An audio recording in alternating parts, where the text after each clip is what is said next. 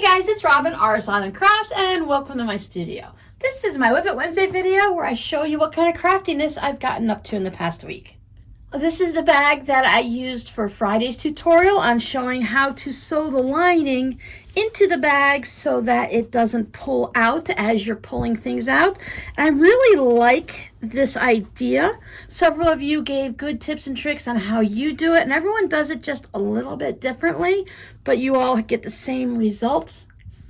I do like the idea, and I've tried it in a few different smaller zipper pouches, which is a little more difficult, but I like the idea of having the closed section where you turn it in the side. I've made a few where we do it up at the top, and it's really good. I like that technique, but at the same time, sometimes I struggle with it. Struggle getting everything nice and neat, and it's really so much easier just to whip it around and then turn it through the bottom. But then we have to look and we see that little seam on the bottom. Now granted, we're going to fill our tote with stuff and it's not going to be noticeable, but I know some of you prefer not to see that down there, so maybe having it along the side seam might work.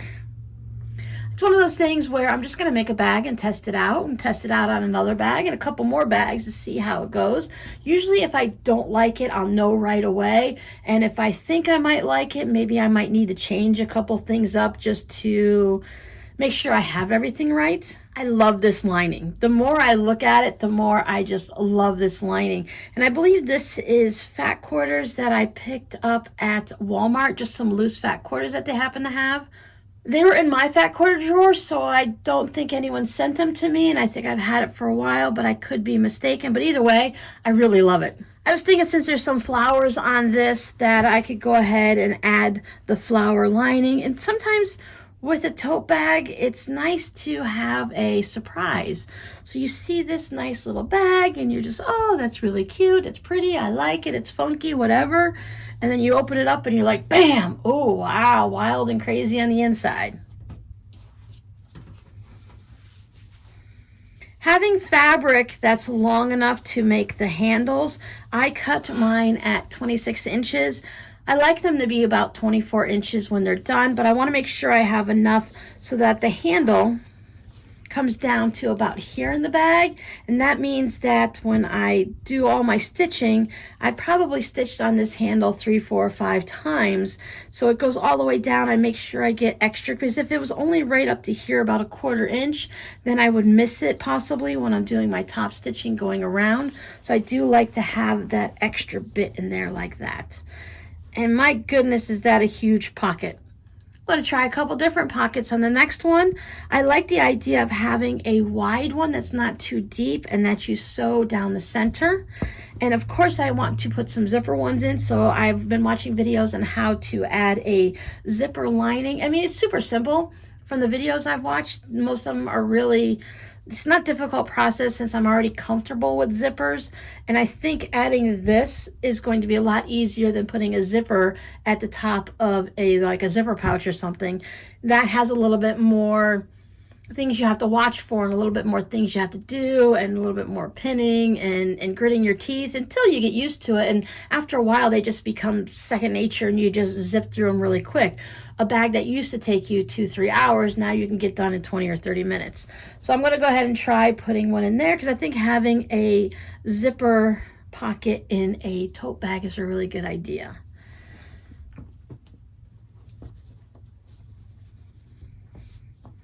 I used to make the ones where you had a little flap that came over here and then you put a snap in to close it. I do like that idea, but I just have to think about it and maybe plan ahead, because I don't know if I want, like this one right here, we have that straight, this is a red fabric with a little bit of a lean to an orange color with a lighter color. I think those little splotches in there might be a little bit orangey, so I would want to have the flap made out of that same fabric. Same thing on this side. I like the fabric, I like the flap to kind of hide in the fabric. Unless I have a totally crazy bag, then I want it to stand out. So it's one of those things where it changes with each bag. I was going back and watching last week's Whip It Wednesday, and I showed you the panels for the Batik tote bag, but I didn't even think, I got so excited because it sold really quick, and it's no longer here at home, and I didn't record a video of the finished bag so that I could show y'all today. But if anyone's interested, you can go ahead and click down below in my Instagram, and I have some pictures there.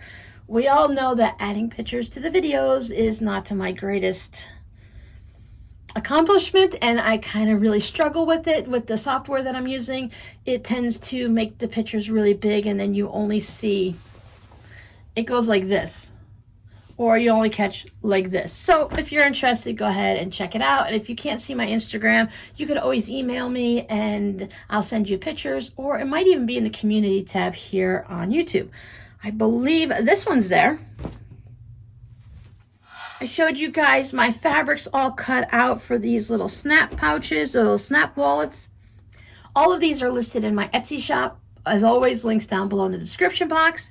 They are all sewn up and finished, as I said, listed in the shop and ready to go. I'll give you a little bit of a look here and see what they look like.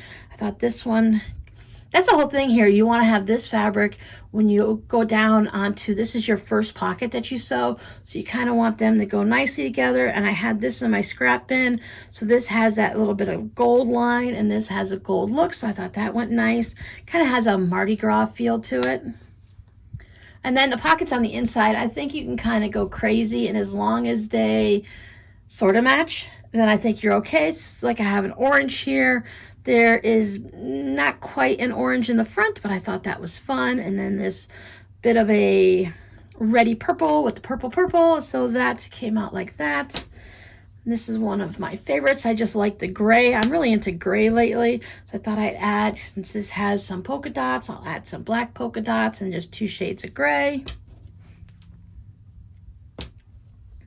Cupcakes in purple, can't go wrong with those colors.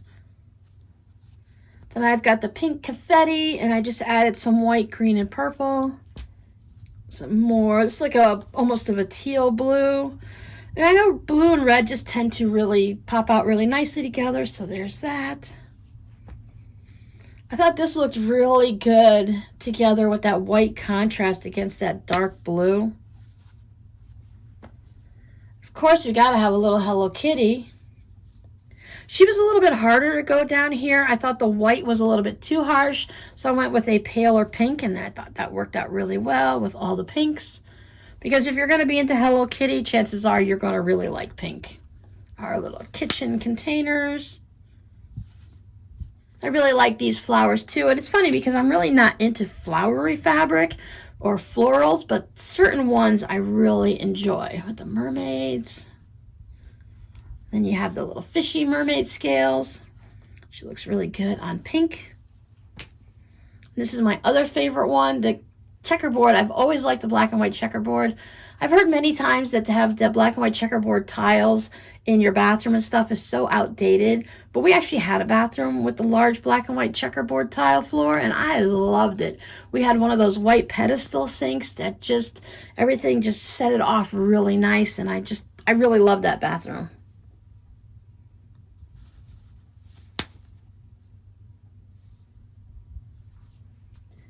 This was a favorite fabric of many of you guys, but it is just getting down to the itty bitty scraps of it. All the pinks again. This one's a cute little one. I love it for myself, and I love it for little girls. I just think these are great to put a little bit of cash for a birthday or Christmas gift, sending it to the grandkids or the nieces and nephews, or put a little gift card in there, because gift cards are great. Kids love gift cards of all ages, but sometimes you just want to have a little bit something extra or something handmade to go with that gift card. And the fishy fishies. Of course, you got to have the scales again. This one I struggled with a little bit more, trying to decide on a fabric down here, but I went off of these fish here, and I thought that was pretty good. So many of you know, on the live stream this Saturday at noon Eastern time, we are doing the folded hexies. So I made a couple to practice. One of you amazing viewers has been sharing your process when you've been making them, and you showed me that you sewed yours down. And I think they come out really kind of cool when you sew down through the petals. And someone else had the idea that you can always sew these two together So if you made two identical or two different, then you could sew them together. And if you're hanging them from the tree, then they would have something to see no matter what, and you wouldn't have to worry about any of the threads showing on the back. So I'll put the link down below for the video for the folded hexagon ornaments, so you guys can get all of your fabric and stuff ready ahead of time. The gentleman that talked to me about this one has starch on it, and this one has interfacing. So he was making his with just starch to save the process of purchasing the interfacing, pressing it down, and dealing with it when you can just go ahead and use some starch. It does make it a little bit softer feeling. So it all depends on your use and what you're going to do with them, but I think it works well either way. I know I plan on getting some of my fabrics ready so that I can work on these this weekend with you all. So these kept me pretty busy this week. I have a couple orders to work on for this upcoming week, and then I want to just go ahead and make another tote. I've said it to anyone who will listen to me that I love making these totes, and I just want to keep expanding on them and changing them up, adding buttons and beads and ribbons and just total craziness, and some nice calm mellow ones. I showed you guys my blue scrappy bin. I really need to use up some of that blue fabric. And my purple bin is getting quite full too, so I think I might need to do a tote bag in each color with maybe some accents of other colors just to help it pop a little bit. I've had a few requests to do a video on the Franken tote, and I think what we'll do is we will do a live stream in August, whether it's the first Saturday or the third Saturday, the first live stream or the second. I haven't decided yet, but if you want to make a Franken tote with me, I'll give you a little bit of an idea to think on so you can get some of your things prepared and maybe have a Franken tote basket to store your supplies in like I do. So some of the things you can have is this was a quilt block. And this also was a quilt block that had just been sitting in my stash. I hadn't used it. So you can use quilt blocks of any size. Maybe you just have a little 3.5 inch one, or you have a 12.5 inch one. The size of your tote is going to dictate the size of blocks that you can use. If you have a really huge, massive block that's 18.5, you could probably still use it for a tote. You just wouldn't be Franken piecing anything. Or if you have one that's 24 inches, then that's just going to be too big of a tote unless you're making something huge for whatever reason. Now this one I did have large ones, so it's not necessarily like Franken piecing very much. I just went ahead and framed it out to match, and then I framed on this side. But when we do it on the live stream, I'll gather up some of my smaller blocks, some of the scraps that can go with it, or fat quarters or yardage or whatever you happen to have. You just need to decide on what size tote you're going to want. I like to start out with maybe an 18 inch. I want to have my tote panels no smaller than 16.5 inches square. I just like that nice big tote size. So I start out a little bit bigger. If I start out at 18 or 18.5, any type of quilting and trimming up, I will still be in good shape. Because if I start with a 16.5 inch square and I get to trimming it up after I quilt it, if it gets a little wonky or stuff like that, or the quilting kind of sucks it in, I might end up with a 14 or 15 inch tote, which is absolutely fine. But if I want it to be a little larger, you start large and trim small. Total hodgepodge of fabrics and scraps, or find your theme. Maybe you want to do flowers, or maybe you're doing something that has fall, or whatever your colors are. I love the bright colors, and I want to make them in certain colors, and I want to make sure I have like an abundance of a purple tote. So even though I might put some pinks and greens or blues or whatnot in it, I want it to read as a purple tote, so I will bring in more purple scraps to go with whatever I have. And I like to have a large variety. Now, you don't need to go super crazy and have a ton of things, but you want to have enough so that when you piece it all together, maybe you don't like this piece and you want to pull it out. Maybe instead of a quilt block that you had all of these individual components sewed together, and you decide that this one just doesn't look right. So you need to pull that one out. You'll need to put something else in that spot, whether it's a square of fabric or another piece of something that's sewn in there. You can throw a pinwheel in there, anything like that. As I said, this was a quilt block, so it's very cohesive and looks good together like that because all the pieces are the same. And I did make sure I added, because a lot of this was you had 2 pieces. You cut your charm square in half and then you just kind of moved it all around and put it together however you wanted. So that's how that one was made. And then like any tote, after you get your Franken panels together, then you'll need stuff for the lining, the pocket, the handles, if you're going to use batting or if you're going to use fusible fleece or whatever, things like that. But we're going to just do the panels next month, and we'll just talk and give each other ideas back and forth, and if you have any questions, I'll try to answer them. I'm just kind of winging it and just doing it as I go. I love to just sit down and put pieces together like a jigsaw puzzle and see what goes together and lay something down next to it and say, yeah, no, I don't like that one, but oh yeah, that one works really good, type of thing. So we got hexagon ornaments coming up on the 17th.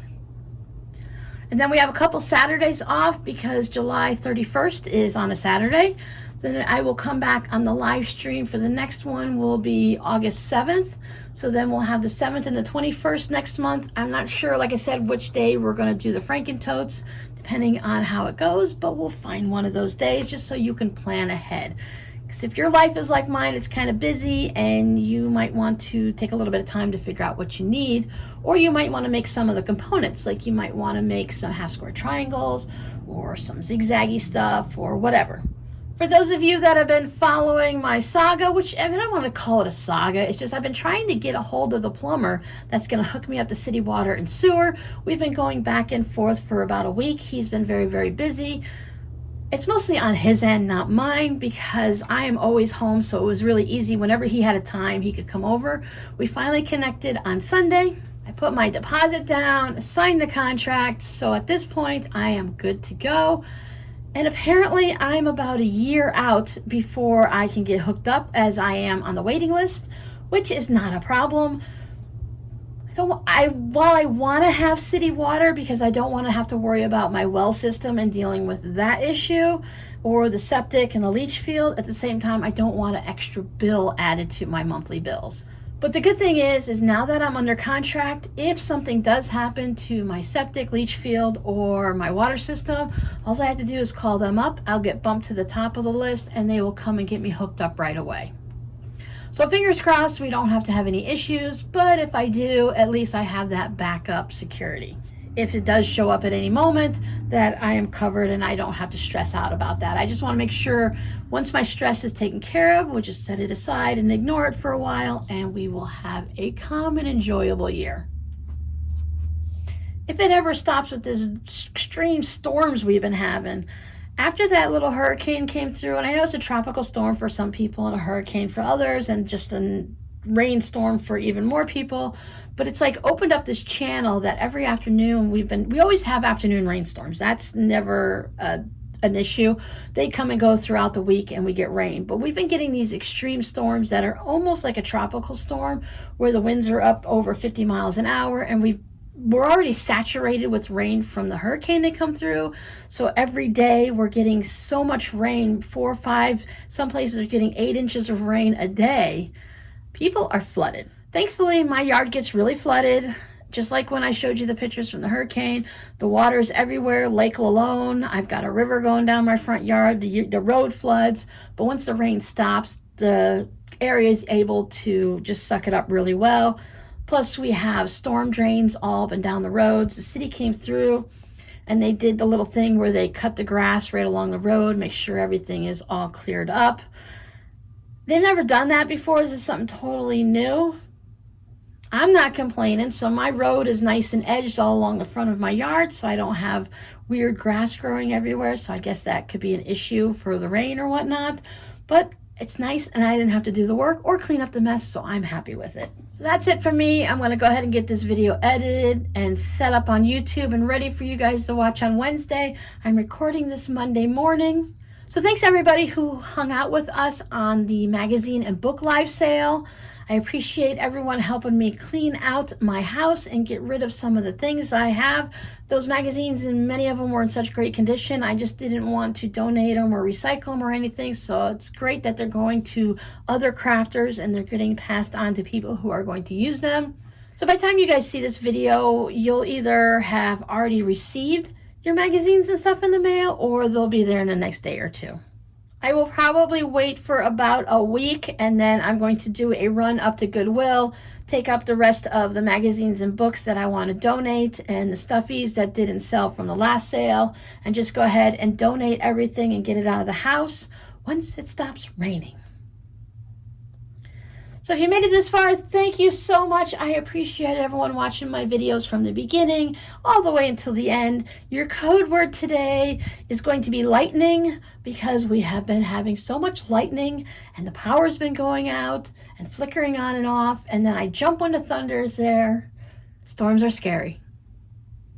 I hope you have a very creative week. As always, let me know down below in the description box what you are working on currently, whether it's something creative, painting, or anything, or if you're just kind of hanging out and reading a good book. See you guys next time. Bye.